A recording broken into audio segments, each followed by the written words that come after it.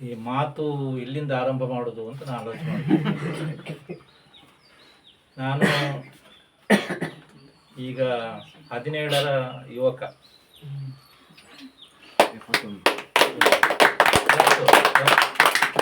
ಆದರೆ ಈ ಕಾಲ ಮತ್ತು ವಯಸ್ಸು, ಇನ್ನು ಸಮಯ, ಸಂದರ್ಭಗಳು ಇದೆಲ್ಲ ನಮಗೆ ಭಗವಂತನು ಕೊಡುವಂಥ ಒಂದು ಅವಕಾಶ. ಇಲ್ಲಿ ಶಿವಮಣಿ ಕಲಾ ಸಂಘ ಶಿವನಗರ, ನಮ್ಮ ನೆಹರು ನಗರ, ನಾನು ಬಹಳಷ್ಟು ವರ್ಷಗಳಿಂದ ಕೇಳ್ತಾ ಇದ್ದೇನೆ. ಬಹಳ ಮುಖ್ಯವಾಗಿ ಮನುಕುಮಾರ್ ಅವರು ನನ್ನ ಅತ್ಯಂತ ಆತ್ಮೀಯ ಶಿಷ್ಯ. ಸುಮಾರು 28-30 ವರ್ಷಗಳ ಹಿಂದೆ ನಾನು 8ನೇ ತರಗತಿಯಲ್ಲಿ ಪಾಠ ಮಾಡ್ತಿರುವಾಗ ಏನಾದರೂ ಬರೆದು ನನಗೆ ತೋರಿಸುವರು. ಆವಾಗ ತುಂಬ ಮಕ್ಕಳಿರ್ತಾರೆ ತರಗತಿಯಲ್ಲಿ, 100-110 ಮಕ್ಕಳು. ನಮ್ಮ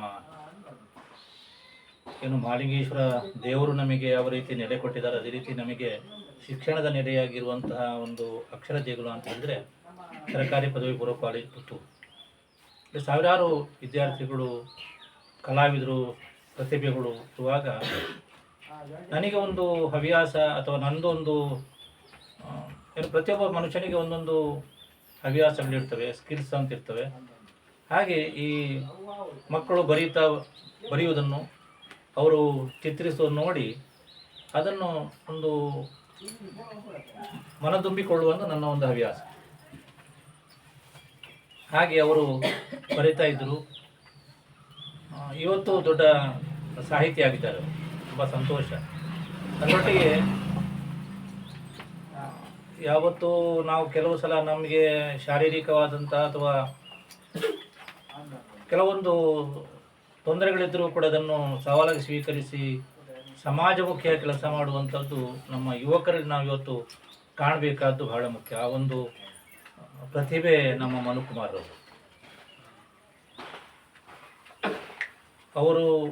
ಅವರಲ್ಲಿರುವ ಸೃಜನಶೀಲತೆ ಮತ್ತು ಇಷ್ಟು ಮಕ್ಕಳನ್ನು, ಈಗ ನಮಗಿಲ್ಲಿ ಜನಸಂಖ್ಯೆ ಅಷ್ಟಿಷ್ಟು ಎನ್ನುವುದು ಮುಖ್ಯ ಅಲ್ಲ, ಇಷ್ಟು ಇವತ್ತು ಸೇರಿರುವಂಥದ್ದು ಎಲ್ಲ ದೇವರುಗಳು.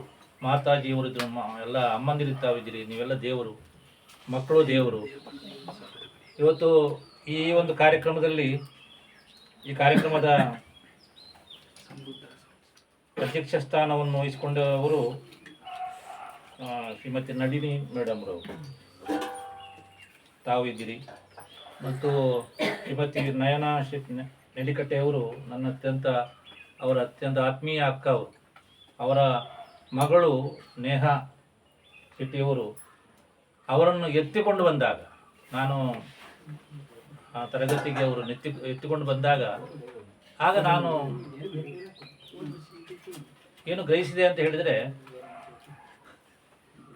ಈ ಮಗುವಿನ ಬಗ್ಗೆ ತಾಯಿಗೆ ಎಷ್ಟೊಂದು ಮಮತೆ ಇದೆ, ಅಥವಾ ಮಗುವಿನ ಒಂದು ಭವಿಷ್ಯಕ್ಕಾಗಿ ತಾಯಿ ಯಾವ ತ್ಯಾಗ ಮಾಡಲಿಕ್ಕೆ ಸಿದ್ಧತೆ ನಡೆಸ್ತಾ ಇದ್ದಾರೆ ಎನ್ನುವುದು ನಾನು ಆಗ ಕಂಡುಕೊಂಡದ್ದು.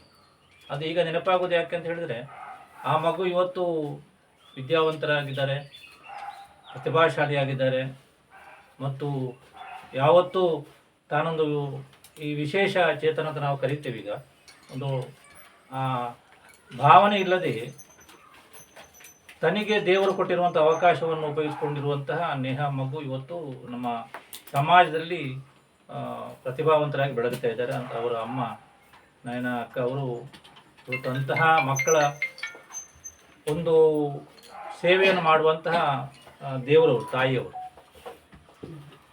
ಇನ್ನು ನಮ್ಮ ದಿನೇಶ್ ಸಾಲಿಯಾನ್ ಅವರ ಬಗ್ಗೆ ನಾನು ಹೇಳಬೇಕು. ಭಾಳಷ್ಟು ವರ್ಷಗಳ ಹಿಂದೆ ಆ ಕಾರ್ಯಕ್ರಮ ಆಗುವಾಗ ಅಲ್ಲಿ ಯುವಕರನ್ನು, ಮಕ್ಕಳನ್ನು ಸೇರಿಸಿ ಈ ರೀತಿ ಕಾರ್ಯಕ್ರಮ ಮಾಡುವಾಗ ನೋಡಿ ನಾನು ಕೂಡ ಪ್ರಭಾವಿತನಾಗಿರುವಂಥ ಸಂದರ್ಭ, ಮತ್ತು ದಿನೇಶ್ ಸಾಲಿಯಾನ್ ಅವರಲ್ಲಿರುವಂಥ ಒಂದು ಕಳಕಳಿ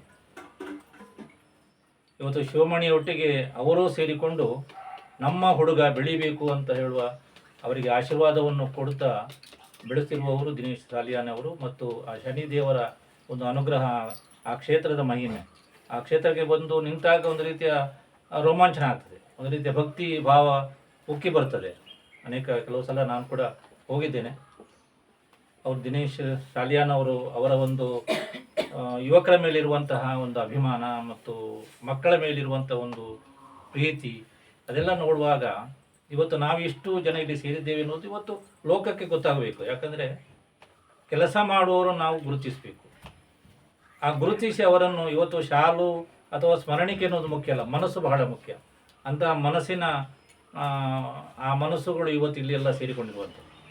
ಇನ್ನು ನಮ್ಮ ಕನ್ನಡದಲ್ಲಿ ಕನ್ನಡಕ್ಕೆ ಒಂದು ಧ್ವನಿಯನ್ನು ಅಥವಾ ನಾವು ಏನು ಮಾಡ್ಬೋದು, ನಮ್ಮ ಮಕ್ಕಳು IAS IPS ಏನು ಆ ಒಂದು ಸಾಧನೆ ಮಾಡ್ಬೋದು ಎನ್ನುವುದಕ್ಕೆ ಇವತ್ತು ಪ್ರಣವ್ ಭಟ್ ಅವರು ಕೂಡ ಒಂದು ಒಳ್ಳೆಯ ಚಾನೆಲ್ ಮಾಡಿಕೊಂಡು ಅದರಲ್ಲಿ ಬಹಳಷ್ಟು ಕ್ರಿಯಾತ್ಮಕವಾಗಿ ಮಾತಾಡಿ ಎಲ್ಲರನ್ನೂ ಕೂಡ ಹುರಿದುಂಬಿಸಿ ಸಮಾಜಕ್ಕೆ ಕೊಡುವಂತಹ ಪ್ರಣವ್ ಭಟ್ ಇದ್ದಾರೆ. ಮತ್ತು ಕನ್ನಡದ ನಮ್ಮ ನಡಿಗೆ, ಸಾಹಿತ್ಯ ನಡಿಗೆ, ಗ್ರಾಮದ ಕಡೆಗೆ ಎನ್ನುವಂತಹ ಉಮೇಶ್ ನಾಯಕರವರ ಕಲ್ಪನೆಗೆ ಒಂದು ರೀತಿಯ ಕಳೆ ಕೊಡುವಂತಹ ಕೆಲಸವನ್ನು ಮಾಡ್ತಾ ಇದ್ದಾರೆ. ಮತ್ತು ವಿದ್ಯಾರ್ಥಿಗಳು ಕಲಿಬೇಕು. ಶಾಲೆಗೆ ಹೋಗ್ತಾ ಇರುವಾಗ ತಮ್ಮ ವಿದ್ಯಾಭ್ಯಾಸದೊಟ್ಟಿಗೆ ತಾವು ಕಲಿತಂತಹ ವಿಷಯದ ಮುಖ್ಯಾಂಶಗಳು ಒಂದು ಪುಸ್ತಕ ಬರೆದಿಟ್ಟುಕೊಂಡ್ರೆ IAS IPS ಅನ್ನು ನಾವು ಪಾಸ್ ಮಾಡೋದು ಅಷ್ಟು ಕಷ್ಟ ಇಲ್ಲ ಅಂತ ಹೇಳುವಂಥ ಪ್ರೇರಣಾದಾಯಕವಾದಂಥ ಮಾತನಾಡುವವರು ಪ್ರಣವ್ ಭಟ್. ಇನ್ನು ನಮ್ಮೂರಿನವರು ನಮ್ಮ ಭಾಳಷ್ಟು ಚಂದ್ರಮೌಳಿಯವ್ರನ್ನ ಪಾಣಾಜೆ ಅಂತ ಹೇಳಿದ್ರೆ ನಮ್ಮದು ಗಡಿ ಪ್ರದೇಶ ಮತ್ತು ಪಣಜಿ ಮೊದಲೊಂದು ಸಲ ಅದನ್ನು ಅಲ್ಲಿ ಯಾವುದಾದ್ರೊಂದು ಪತ್ರ ಬಂದರೆ, ನಾನು ಬೆಟ್ಟಪಾಡಿಲಿದ್ದೆ, ಪತ್ರ ಬಂದರೆ ಅದು ಪಣಜಿಗೆ ಹೋಗಿ ಮತ್ತು ಪಾಣಾಜಿಗೆ ಬರುತ್ತೆ. ಅದು ಗಡಿನಾಡ ಪ್ರದೇಶ ಆಗ ಅಷ್ಟು, ಯಾಕಂದರೆ ಯಾವ ತಾಂತ್ರಿಕ ಅಡಚಣೆ ಇದ್ರೂ ಕೂಡ ಪಣಜಿಗೆ ಹೋಗಿ ಬರ್ತಲ್ಲ. ಹಾಗಾದರೆ